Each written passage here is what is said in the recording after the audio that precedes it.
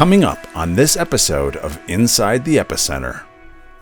Immediately after 9/11, lots of Americans angry, scared, horrified, felt the Muslim world just all hated us. And it was an understandable but wrong overreaction to think Muslims are evil.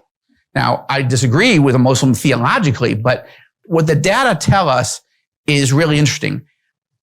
90+% of Muslims do not believe that you can or should use violence to accomplish their political or theological objectives, 90%. But depending on the country, depending on the time and the moment, somewhere between 7 and 10% of Muslims will tell you, yes, I support suicide bombing if this, that, or the other thing, or I support whatever. That's a problem. It doesn't mean that all 7 to 10% will commit violence, but this is the pool from which the radical Islamist terrorist organizations and states recruit. Okay?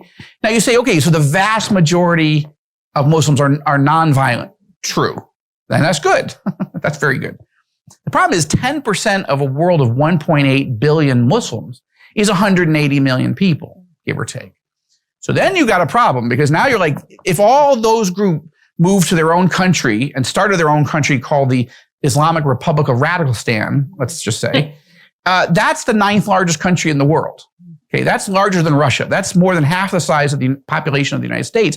That's a problem. So the truth is, it's accurate to say the vast majority of Muslims are not violent, but that's not the main relevant point. The main relevant point is you have this pool, and from that pool, the terrorists are recruiting.